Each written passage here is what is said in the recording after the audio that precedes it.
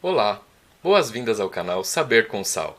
Eu sou o professor Rafael Saldanha e no vídeo de hoje vamos aprender tudo o que você precisa saber sobre desenho universal para aprendizagem. Vamos começar pensando sobre a noção de normalidade. Então já de cara a gente precisa desmistificar o que a gente chama de normal hoje. Porque até 1820, normal era usado para dizer apenas de questões matemáticas. Sim, você entendeu certo. Normal vem do latim normalis, ou seja, aquilo que não se dobra e forma ângulos retos.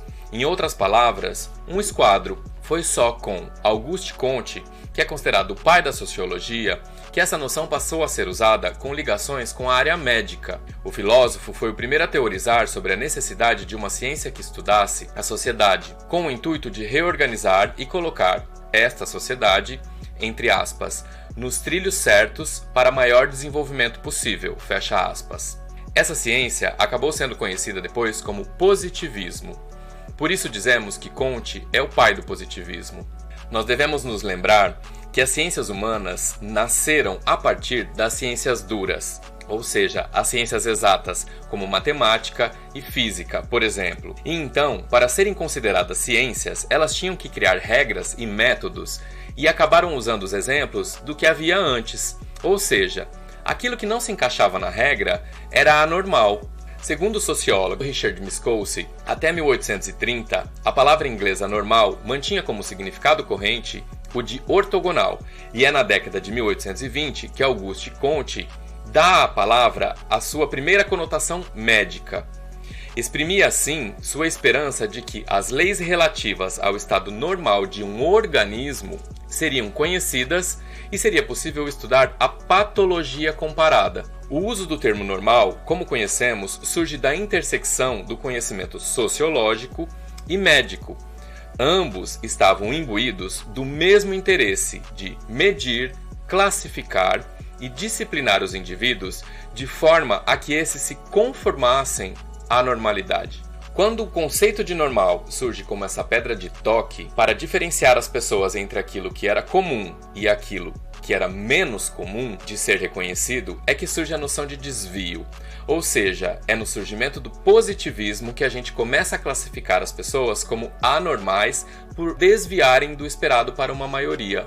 Tem vários autores que acabaram estudando as questões daquilo que passou a ser visto como anormalidade. Mas um dos principais foi Michel Foucault. Há vários livros dele, como A História da Loucura, Vigiar e Punir, História da Sexualidade. Enfim, o que nos importa destacar aqui é que, se existe a noção de anormalidade, ela acabou sendo usada como uma forma de exclusão entre os indivíduos. Então, aquelas pessoas que não eram iguais às outras, as que não viam, as que não andavam ou se mexiam com dificuldade, as que não escutavam, as que não falavam, as que não reconheciam a realidade como as demais e eram tidas como loucas, eram postas à margem dessa sociedade. Assim, a noção de deficiência é reconhecida como um fenômeno social, não necessariamente algo individual, como pontua a professora Geisa Bock. Mas por que eu estou trazendo essa questão para você? Porque a gente precisa perceber que as pessoas são diferentes. Ou porque elas nasceram como são, ou porque algo nelas mudou durante a vida. Mas, por uma questão prática, a gente foi separando as pessoas entre aquilo que chamamos de normais e aqueles que chamamos de deficientes, ou seja, aquele que tem um déficit, uma falta numérica. Olha o positivismo de novo. E, além disso, a gente privilegiou o acesso dos normais a todas as situações da vida contemporânea. Por essa razão, depois da Revolução Industrial, exatamente para questionar a massificação dos processos produtivos, principalmente na área imobiliária, que nasceu a noção de desenho universal. Mas um dos grandes problemas da era moderna sempre foi que o nosso desenvolvimento enquanto sociedade privilegiou a noção de massa, sobretudo ao retratar as populações. Essa noção sempre foi problemática, mas não porque não exista uma massa, principalmente porque ela não é uniforme. Então, se a gente trata as populações como seres normais e indistintos, ou seja, como se cada um de nós fosse igual ao outro, nós automaticamente colocamos os iguais dentro da categoria de iguais e os diferentes dentro da categoria de diferentes, sem diferenciação entre as diferenças. Isso cria uma cultura de exclusão. Vamos voltar então para a questão do desenho universal. Os primeiros a pensarem essa perspectiva partiram da concepção de conforto, que estava intimamente ligada a fatores pessoais, como altura, dimensão, idade, destreza, força e outras características. Pensando nisso, em 1961, países como Japão, Estados Unidos e alguns países das nações europeias se reuniram na Suécia para discutir como reestruturar e recriar o velho conceito que produzia para o ser humano dito padrão, que nem sempre era o ser humano real. Esta primeira conferência internacional foi o berço para que, em 1963, em Washington, nascesse a Barrier Free Design, ou Design Livre de Barreiras, uma comissão com o objetivo de discutir desenhos de equipamentos, edifícios e áreas urbanas para a utilização por pessoas com deficiência. Aqui no Brasil, um debate sobre esse tema teve início em 1980, com o objetivo de conscientizar profissionais da área de construção. Um ano depois, em 1981, foi declarado o Ano Internacional de Atenção às Pessoas com Deficiência. Naquele ano, por conta da conjuntura internacional, foram promulgadas algumas leis brasileiras para regulamentar o acesso para todos, garantindo que a parcela da população com deficiência ou mobilidade reduzida tivesse as mesmas garantias que todos os cidadãos, visto que todos pagam os mesmos impostos. Em 1985, foi criada a primeira norma técnica brasileira relativa à acessibilidade, que foi chamada de Acessibilidade a Edificações, Mobiliários, Espaços e Equipamentos Urbanos à Pessoa Portadora de Deficiência, também conhecida como NBR 9050. Em 1994, 2004 e 2015, essa norma passou por revisões e vale até hoje para regulamentar todos os aspectos de acessibilidade no Brasil. O conceito de desenho universal se desenvolveu entre os profissionais da área de arquitetura na Universidade da Carolina do Norte, nos Estados Unidos. E ele tinha como objetivo definir um projeto de produtos e ambientes para serem usados por todos, na sua máxima extensão possível, sem a necessidade de adaptação ou projeto especializado para pessoas com deficiência. O destaque aqui é que o desenho universal não é uma adaptação para pessoas com características tidas por diferentes.